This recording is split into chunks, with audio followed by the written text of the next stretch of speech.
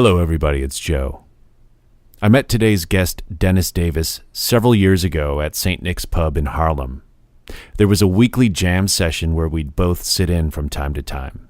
And although he was an incredibly accomplished artist, Dennis was an extremely humble, generous, and kind man. I heard from his family that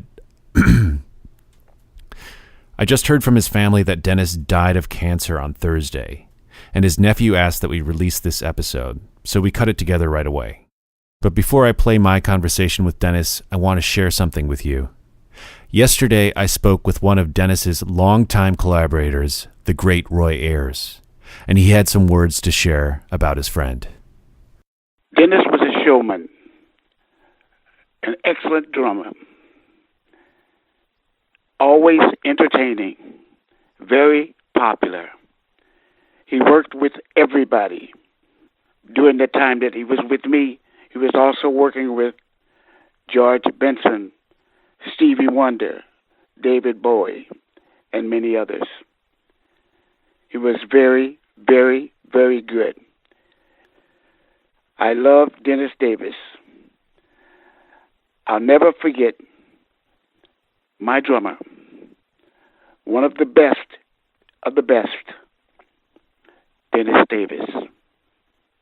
Thank you.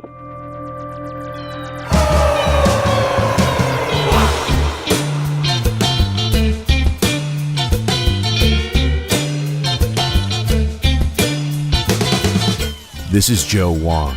Welcome to the Trap Set, where each week we explore the lives of drummers. I want to play something for you.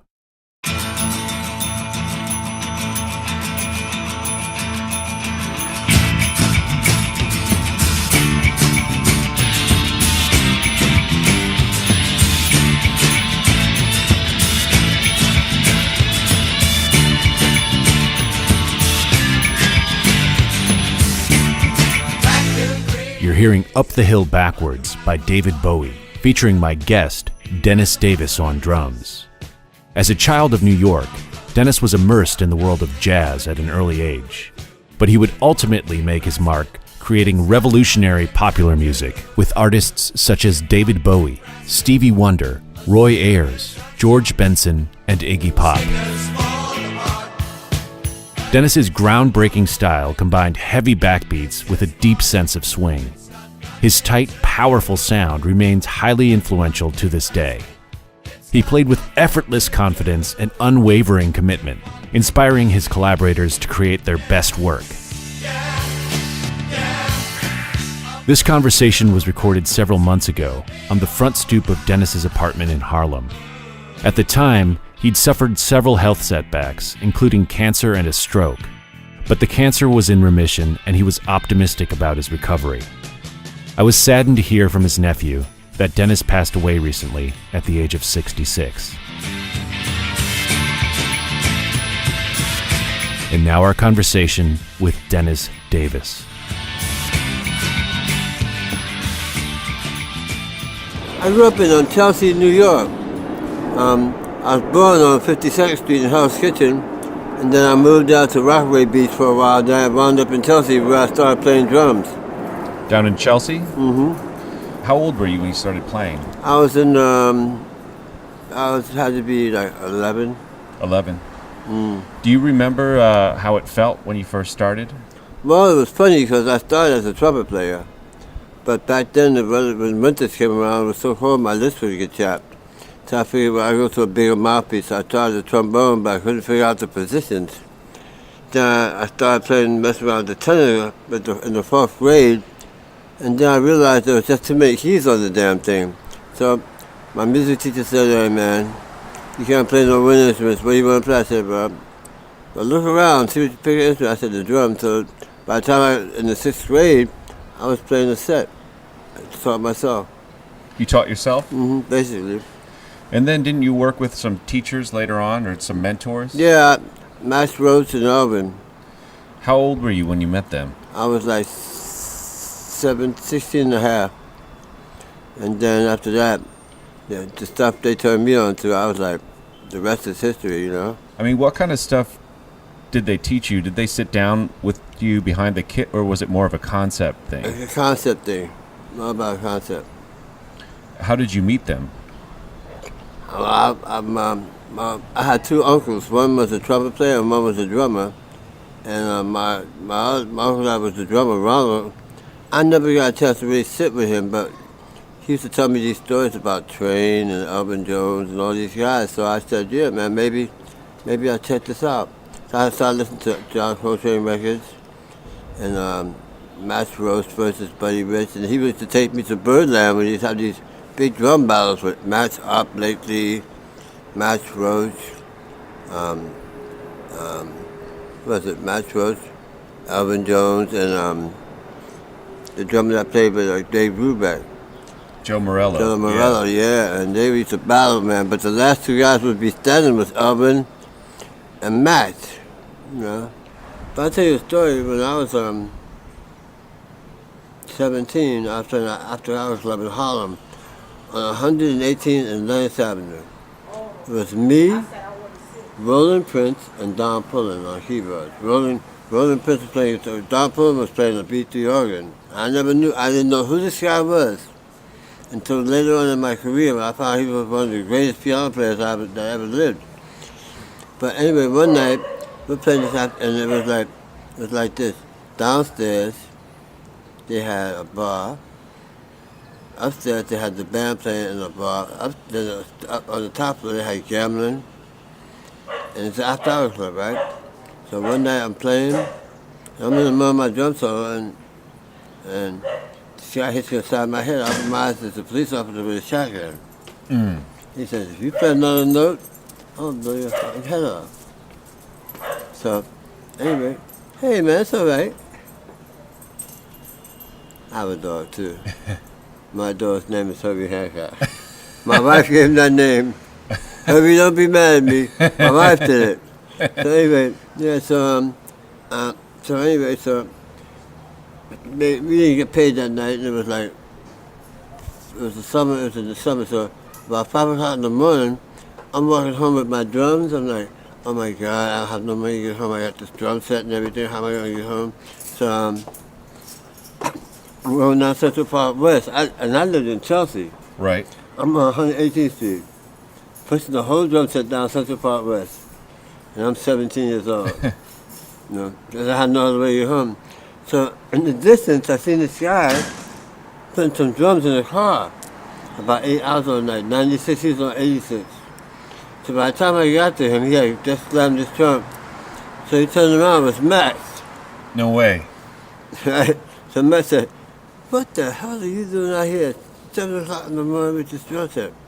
I said, man, I started after hours club, and the police raided the place, and we didn't get paid. So I said, here, man, here, take this money, get the cab. And that's how I did it, man. So that's the kind of guy Max was, huh? Mm-hmm, that's that kind of guy, man. Then I was on tour with Roy Ayers in Europe, and Max was on the road with an orchestra. And they were doing some of his music. That's pretty amazing, man. Team Max playing with a big orchestra. And he was not reading the note, but he knew where everything was in the music.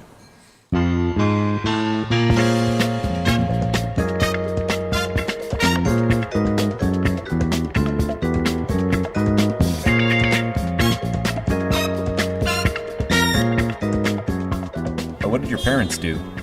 My parents, my father was a truck driver.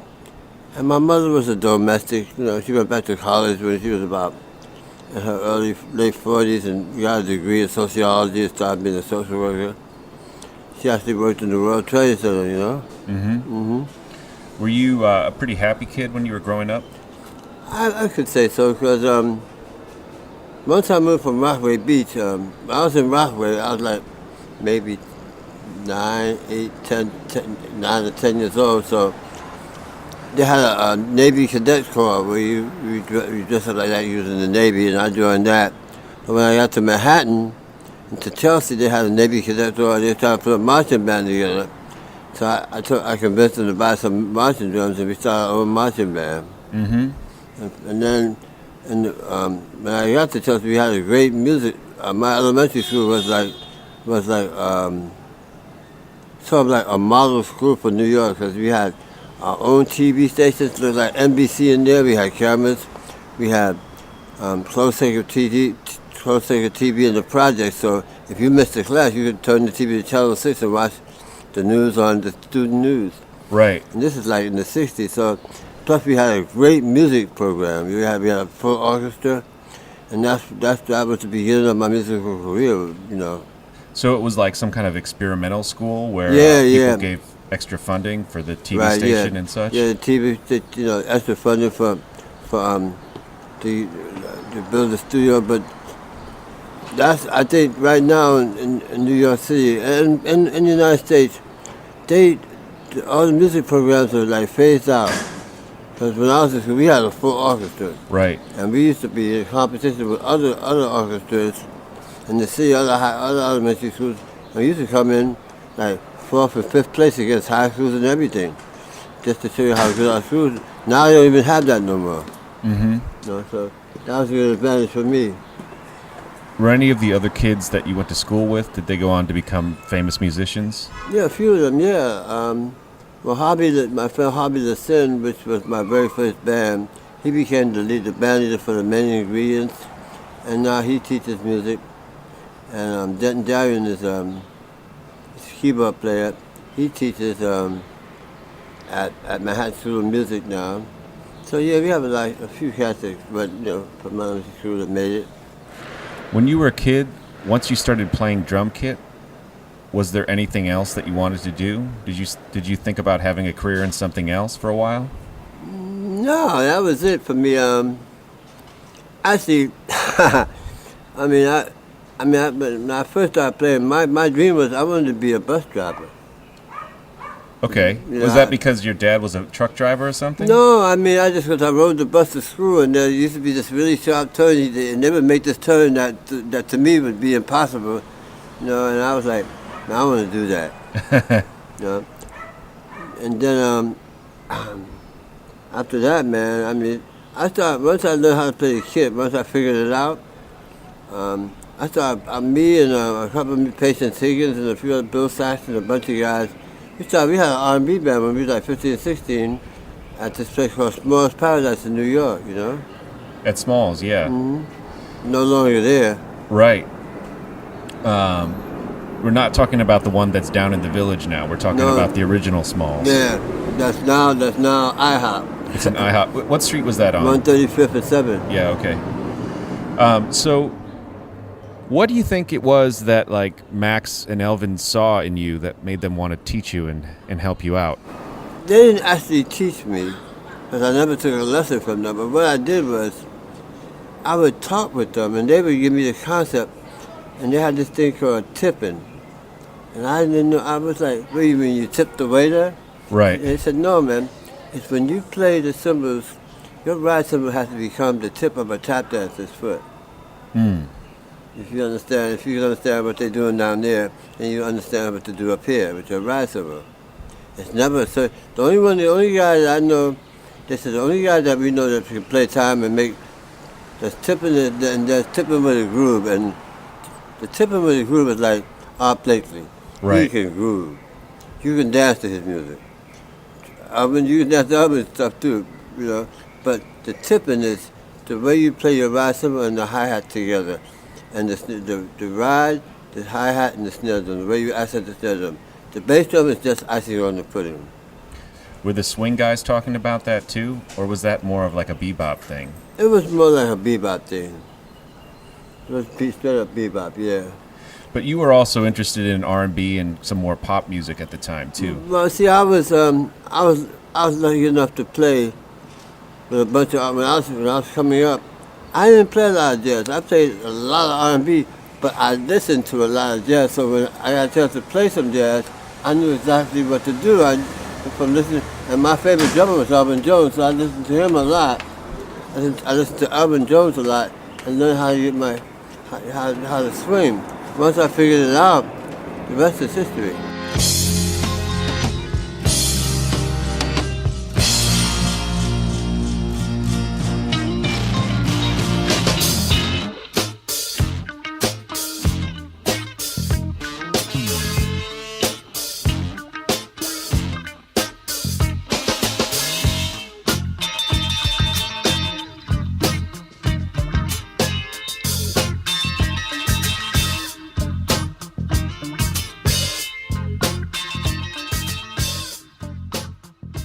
What was your next step?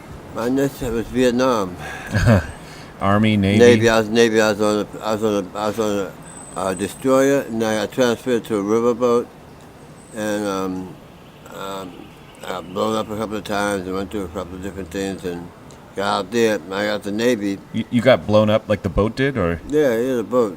And when I got the Navy, they threw me out. They gave me a backhanded discharge because I actually ran away from the Navy in San Diego and got a job playing with an R&B band. And they were looking for me in New York City, the FBI, and I was right in the front of their face. And they court-martialed me and threw me out. They told me, you'll never be able to leave the country, and you got a backhanded discharge and this and that. So it was an AWOL charge. Yeah, but I ran away for 6 months. Right. But then after that, They didn't make you do any time for that or yeah, anything? I did 4 months in the brig. Okay. And then after that, they gave my ticket back to New York, and then 2 weeks later I was playing with Roy Ayers. And I played with Roy. How did you meet Roy? I was playing at a club with Bill Saxton, and Roy was in the audience, and he was listening to me. And then he kept looking at me, so I thought he was a drummer because I thought it was a jam session that he wanted to play. So I walked up to him, I said, yo, Roy, I said, I didn't know his name. I said, yo, you want to play drums? And everybody started laughing at the table. He said, no, he's a vibe player. And actually, he wants you to be in his band. So I joined his band, then I did an album. My first album recording with him was Red, Black, and Green. Right. And he made me the co-producer. How come he made you co-producer? Did he see like some sort of leadership quality in you? He was, at the time, he was crossing over from fusion to like acid jazz, what they call acid jazz now. Right. And being me as a straight-up R&B funk drummer that could swing, so I knew all the insides and out of the R&B thing, you know. So when was this, like 72 or something? 72. And then I worked with him, and then I left him in the end of 72, and this guy, well, I have to tell the story. I was playing with Roy Ayers, and this guitar player, a friend of mine, needed a job, and he said, man, if you hear anybody need a guitar player, let me know. So I asked Roy, I said, Roy, you should get this guitar player. So we was playing in Brooklyn at this place called the Blue Cornet. And Roy, the guitar player came in, rhythm guitar player, and Roy liked the way he played, and the guitar player needed the money to pay his rent at the time. The guitar player turned out to be Carlos Alomar, if I don't know if you know who he is. And Carl said, man, thank you so much, Dan, for giving me the gig, and if I ever get a gig, I'll let you know.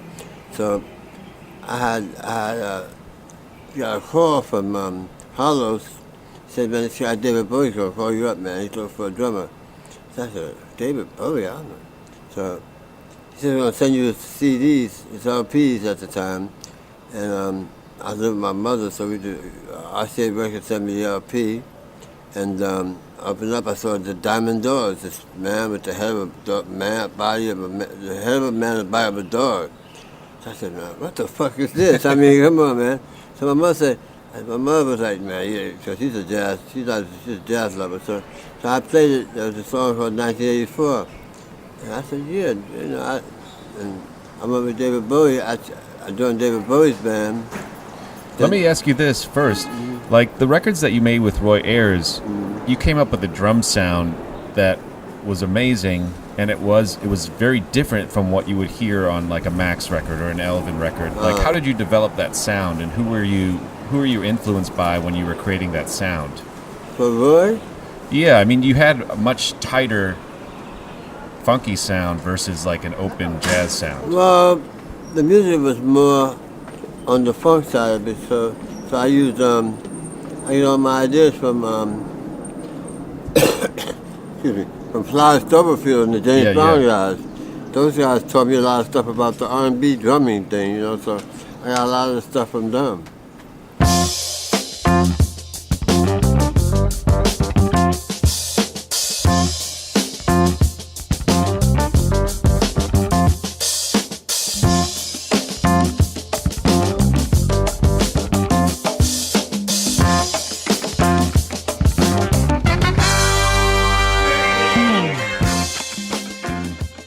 When you first heard Bowie, could you feel something? Yeah, because his stuff was grooving, so I said, yeah, I can do this album. No, yeah. And which album was that? I did Young Americans. Yep. I did everything in the 70s, so you take your pick. Young Americans, Low, Station to Station. Station to Station, Scary Monsters. Scary Monsters. All the stuff with Brian Eno and Yeah. Robert Fripp. Some of it was in Berlin, some of it was in Switzerland. And we did Fame and Jimi Hendrix's joint, Electric Lady, downtown the Village. When you hooked up with Bowie, how did it function as a group? Well, when we did Fame, David called me up. He asked me did I know a bass player, so I got immersed, which is the bass player that played with me with Roy Ayers. And so I thought, I'm on the gig, but he was one of these guys that thinks he knows everything, and I'm like, man, listen, whatever he tells you to play it. Don't be making. He's the one that's paying this enormous salary. He didn't listen, so he got fired. And I got this other friend of mine named George Murray. And what's the thing about in the studio? The studio was the key to all Bowie stuff to me, because when we would record in the studio, it would be me, David Bowie, Tony Visconti, Carlos Alomar, and George Murray. And then we would do all the rhythm tracks. right? And then we would leave. And then Robert Fripp and all these other guys would show up. So I didn't meet Robert Fripp until after I left the band. It was just really funny, you know? Now, the way that those records were made was different than what you might have heard on jazz records up until then, which would have been like more of like a raw snapshot or even a refined snapshot, a quick, 3-4 hour session. Right. The Bowie records were pretty meticulous. Yeah. I mean, that was an era when the album was really becoming like, people were thinking of the album as a definitive piece of art rather than just like a recording. Right. Because the way Bowie recorded, he had ideas, but not musical ideas. He had lyrical ideas. So what he would do is he would come in, me, him, and George Murray, and Carlos would sit down. He would start singing the words, and we would come up with the idea. First we come up with a bass line, now come up with a drum line to fit the bass line. Then Carl would come up with a rhythm line, then we knocked out that song. Was he really picky about it? No, man. When it felt good to him, it felt good to us. Right. So then we would do one song, then we go to the next song, same thing. Same thing. So it was like really fun to do it, because Carlos, Bowie and all these guys, they were so easy. Bowie's so easy to get along in the studio. And then I actually wrote the bass line for Breaking Glass, and he gave me a piece of that. Right, you're credited as one of the writers. Yeah, man, and a few other tunes, Ashes to Ashes and stuff like that. So it was a respectful, creative partnership. Totally respect. It was a lot of fun too. What did he like about your playing that made him hire you in the first place? Well, he liked because I play like Sly Stoverfield. Right. They love the James Brown stuff. But then you took it into like a spacey direction, like almost like outer I'm space. gonna tell you something. This is funny because we record the tracks dry, nothing on it. Right. After we left, that's when David Bowie put all that stuff on it. So lots of that record was made in the mixing process then. Right. He did all it. Because when I heard some of the stuff, I heard the album. When I left, I heard these great drums, the drum sound.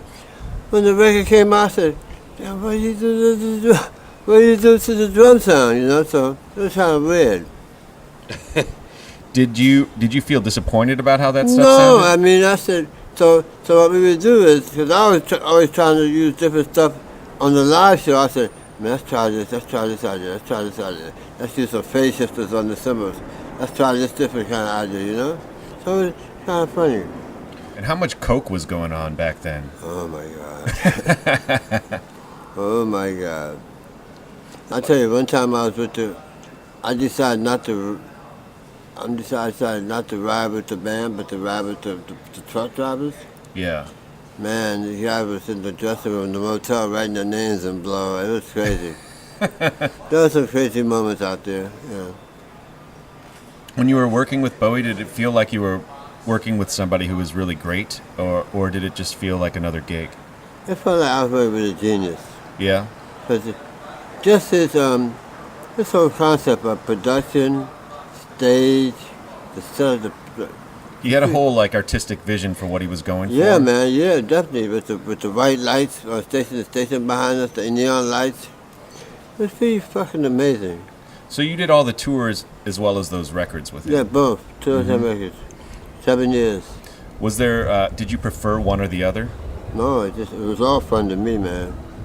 It was all fun. I loved it. I loved the recording, and I also loved the tour. I loved the tours too.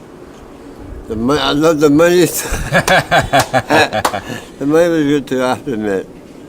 What did somebody like Visconti bring to the equation? He was open. And he played bass too. Yeah, but he was very open. I like him because he was open-minded. So did you feel like the situation was kind of like, let's just get some great players who are like in line with the vision for what we're trying to do and let them do what they do best? Something like that, yeah. Yeah. Yeah, man. Yeah, that was an amazing thing. And how did it come about that you left the group? Well, at the time, from 72 to 79, I was playing with David Bowie and George Benson and Roy Ayers at the same time. I seemed like I was on the road forever, basically. Just always gone. I would do 6 months with Bowie. Then I would turn around and then go with Roy Ayers for a bit, then George for a bit. I remember one time I was playing with Bowie was off. I was playing with George. So in the middle of the George thing, Bowie called me up to do was it Low? Yeah, Low. So I had to tell George to get Harvey Mason to take my place, and I would be gone for 2 weeks. So I flew from New York to Switzerland and got the job and did the record with Bowie and flew back. And I flew from Switzerland to New York to Chicago, and then from Chicago I took a commuter plane. This all in one day. I took a commuter plane, one of them little small Cessnas, to small place in Nebraska, some little college, some little airport with 2 taxi cabs. And the gig was like at 8 o'clock, and the plane landed at 4:28. I ran, got my badge, ran, and the last taxi cab left, and I ran to this professor. He drove me to the college. And as soon as I walked I ran right through the audience, and the guy said, "Ladies and gentlemen, Mr. George Benson." And I ran right up there, he got on the stage and played. That's how close we get sometimes. Did you ever feel like it was too much? No. You loved it the whole time? I was young. Yeah. And could you enjoy it every night? Like, could you get outside of yourself and really feel the music every night? Yeah, man. Yeah. It was pretty amazing because it was, I put it this way, it was a whole bunch of crazy experiences because one night I'm playing at the Boston Garden with Bowie. I had a big drum set, cymbals all over the place, double bass drum. And when I finished playing, the after band said, "Man, when you take your solo on Panic in Detroit, you didn't see them bottles?" I said, "What are you talking about?" "Man, they were throwing bottles at you. And the only reason they didn't hit you because you had your cymbals up. Because that was a real racial town. Boston at the time was real racial." In Boston? Yeah, they had. And the crowds for Bowie gigs were mostly white kids or what? Yeah, they had "I Hate Nigga" T-shirts on, so I was in Boston at a Bowie gig? Yeah, I walked around the audience. I said, "Man, it's a shame you have this TV. You spent all this money to see 3 black motherfuckers playing with David Bowie." That's probably right through the balls at me. I mean, Boston's still kind of fucked up that way. Yeah.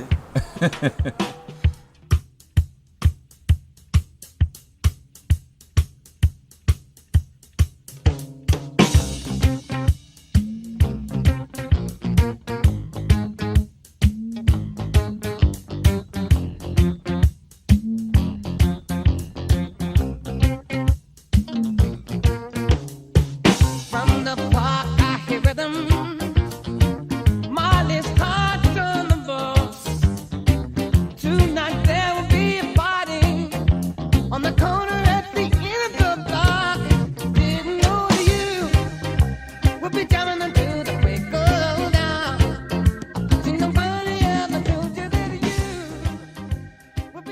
After those gigs, you kind of transitioned to Stevie Wonder's band, right? Yeah, well, that was funny because Ronnie Foster, which is the keyboard player for George Benson, is really good with friends with Stevie. So he let Stevie hear a solo I took on Panic in Detroit with Bowie. So when I came home from Japan, off a tour with Stevie, off a tour with Bowie, I walked in my house. I've been away 6 months. I walked in my house, the phone rang. I'm like, who the fuck knows I'm in town? I just got straight from the airport. Picked up the phone, it was Stevie. But I didn't know it was him. He said, hello, this is Stevie Lamar. I'd like you to come to the house. I said, who is this? Steve. I said, I don't know anybody named Steve Lamar. I hung the phone up on him. So he called me back and said, why you hung up? I said, I don't know no Steve Lamar. I said, he said, what do you do? So I'm a singer. I said, I'll sing a song. He said, you are. I said, man, why you didn't tell me so? What he's saying, that you're the sunshine of my life. Right. So I said, so he said, listen, man, our drummer is sick, and we have to do the Black Caucus in Washington, D.C. for Jimmy Carter with Natalie Cole. So I said, okay. So I went out to rehearse. So when I got to L.A., they took me straight to Santa Monica to SIR. When I got there, was a line, like, from that corner to that corner, of drummers. And I just walked out, I just walked in, played Superstition and a couple other songs, and I got the job. Had you rehearsed it at all? No. You just knew it from the radio or whatever? I went right from, I heard on the radio and just did it. Did you feel like you had to ever go through a stage where you had to really work at playing drums, or was it always natural? It was always kind of natural to me. So you didn't really have any big woodshedding period? I would practice to myself, Just if I wanted to achieve a certain lick or something, yeah, I would practice that till I got it. If I heard something else, I would practice that. It was like, whatever I heard that turned me on, I would put in my repertoire, When you were playing with Bowie and Stevie and Roy, were you still living down in Chelsea, or were you living somewhere else? When I started playing with Stevie, I moved to California. Okay. How many kids did you have by then? When I was with Stevie, I only had one. Okay. Was it hard to do both things, like Be a dad? be a father and go on the road? No, because he was there. I took him on the road with me when I was with Stevie. Yeah. I took him on, we had a tour bus, so I took him his bicycle, his toys, we were on the road. And before the show in the stadium, he would ride the bikes around the stadium. He said, yeah. What's he doing now? Huh? I have 3 granddaughters by him. Sorry? I have 3 granddaughters. Okay. And he sells medical marijuana. Is he living in L.A.? Yeah, he said, no, I just saw him. I went to the NAMM show. He has a dispensary or something? I think he has a internet. Oh, okay. Yeah. A website. Yeah, website. Did you smoke some with him? Yeah, a little bit, yeah. It's too powerful out there. Well, I can't really smoke at all because I had my cancer, So. What kind of cancer did you have? Well, I had cancer to lymph nodes. Lymph nodes. Yeah, and the cancer wasn't bad for me. I mean, it was bad in its own way. I got through that, but what really almost took me out of here was from my immune system being from the radiation, right. Chemotherapy. My immune system went to 0, and I got pneumonia, and that almost took me out of here. Because my son from my at the time my son Kaito, he's 13, he's in Japan. He was like 5 years old. He had came to see me. It was January. He had came from Japan to see me because see me after I did the cancer thing. And the day he left, that next day I couldn't get out of bed. My wife had to take me in the ambulance, take me in the cab to the hospital. And I had pneumonia, man. I didn't even know I had it. How many times have you been married? Huh? How many times have you been married? Twice. Okay. 3 times. 3 times. 3 times and 5 kids. And so you've got some kids in Japan and then California? My 13-year-old son Kaito, he's in Japan. My My daughter Erica, she's 17. She's in Japan. Kaito plays drums. My daughter Erica plays bass trombone. My son Nato plays tenor and tuba. And then there's Darian in California. And then there's my son T-Bone. He plays drums with Public Enemy. Okay. So is he here in New York Yeah, then? he's in New York now. He just got back from Mexico a couple of days ago. Did you have a hard time teaching your kids how to play drums? Would they listen to you? No, I didn't teach none of them. They taught themselves. I was like, nah, you want to do this? I'm not going to be the one. Right. Because you wanted them to prove it and find their own sound? If they were serious about it, yeah, then I'll help them. If they're not serious, I'm not going to help them.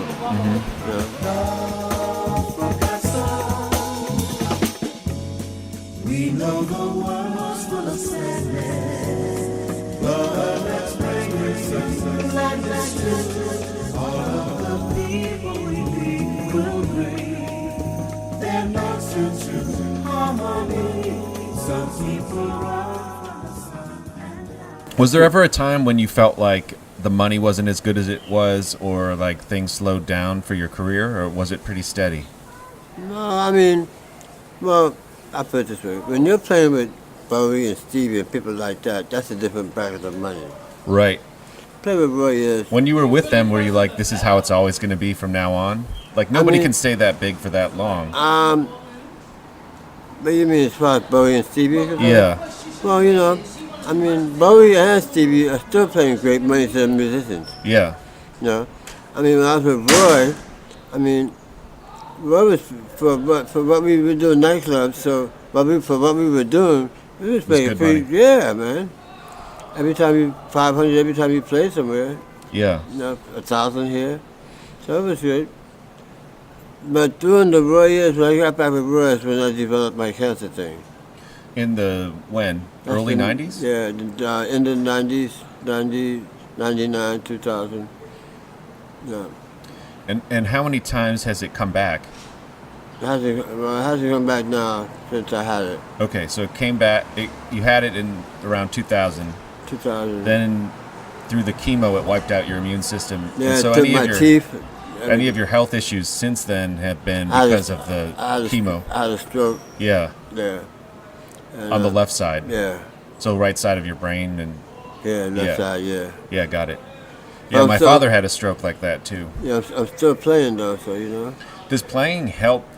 Like, does it help rewire your brain? Like after the stroke, when you No, started no. playing, did it help you? No, I mean, I think playing, being a musician saved my life. I really do. I believe that if I didn't play music, I don't think I would be here right now. I mean, music got me through Vietnam, music, you know.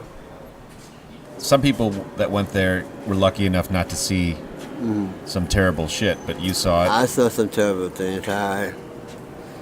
and music got you through that, Yeah. and then it got you through the cancer. Mm-hmm. What are your creative goals moving forward? What do you want to do? Well, right now I was in the studio about 4 months ago with me and a bunch of my friends recording. They're working on my album, you know. So I'm trying to do a tour of Japan and Australia, hopefully. Solo album?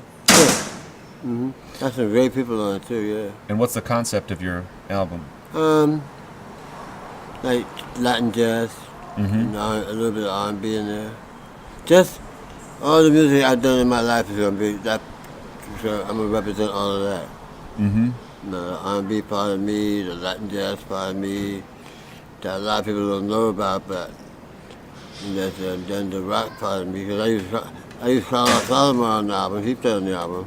Mm-hmm. That's So yeah. you've been playing together for a long time. Yeah, me and Carlos, yeah, we go back a long time now.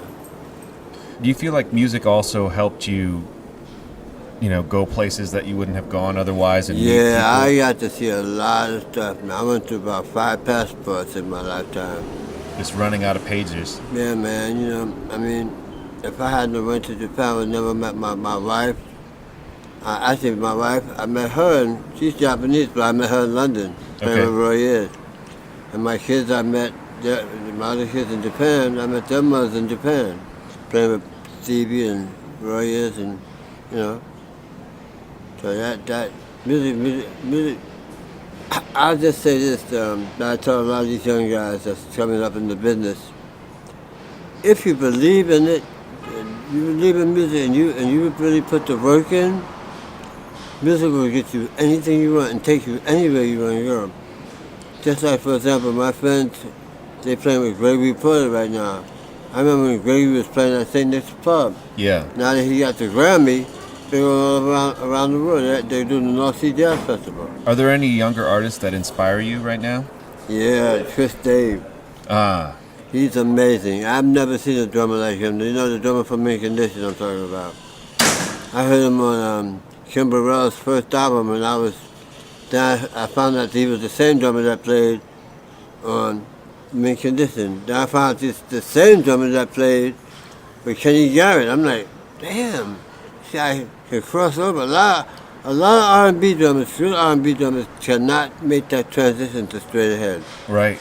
And a lot of straight ahead drummers can't make that transition to R&B. Well, he can also get way out there too, and all this polyrhythmic stuff. Yeah, man, but that's why I have mad respect for him, because he can play, he can go anywhere in the music and be comfortable. Mm-hmm.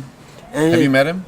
Yeah, funny story, I was trying to meet him ever since I heard him with Kim Burrell. I was like, so one day I was going to buy some musical equipment at this music building on 30th Street.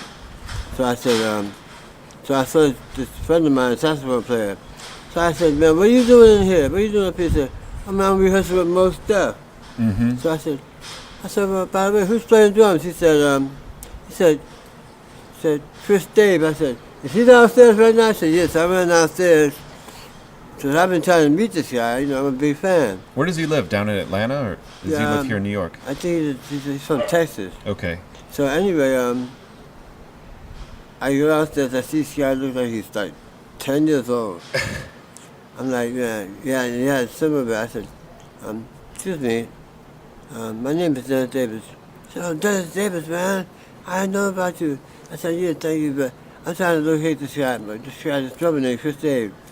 He says, I'm Chris Dave. I said, man, I'm your biggest fan. You just signed autographs up for me. And that's how we met. Do you feel like you've always been open in that way? Like lots of guys get set in their ways, and they're not as receptive to the younger artists. I'm receptive to every. I put it this way.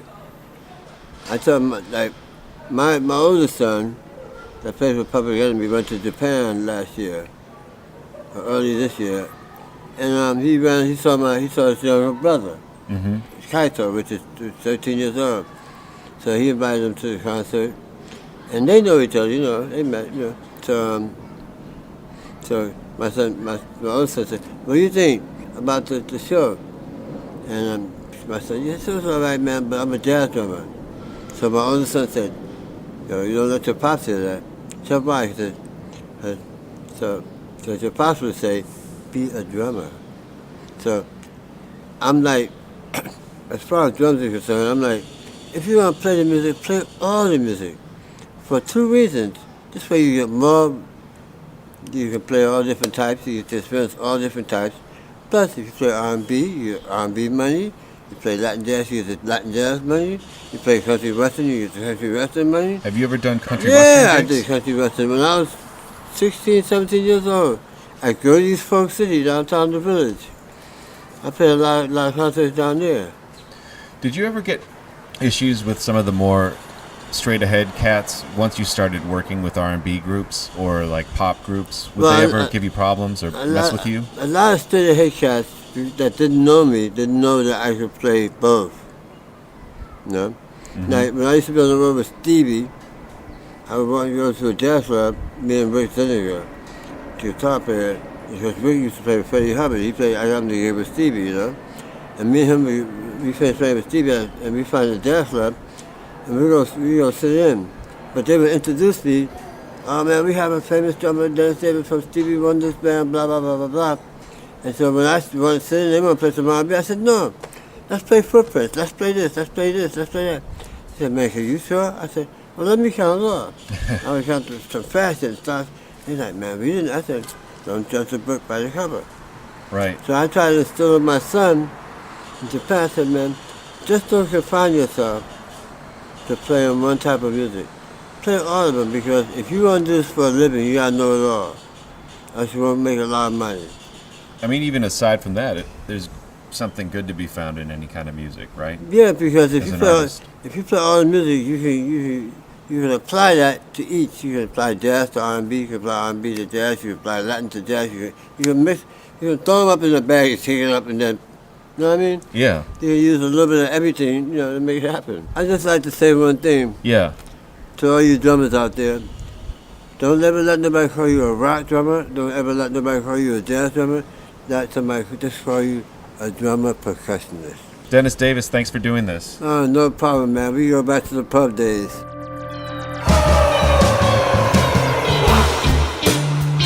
The Trap Set is produced by me, Joe Wong, along with Chris Karwowski, who also edits the program. Follow us on Twitter, Instagram, and Facebook at The Trap Set, and visit our website, thetrapset.net, to subscribe to our show for free. If you enjoyed what you heard today, please donate to our show. If you can't afford to donate, please tell a friend and give us a good rating on iTunes. Send your feedback and guest requests to thetrapset@gmail.com.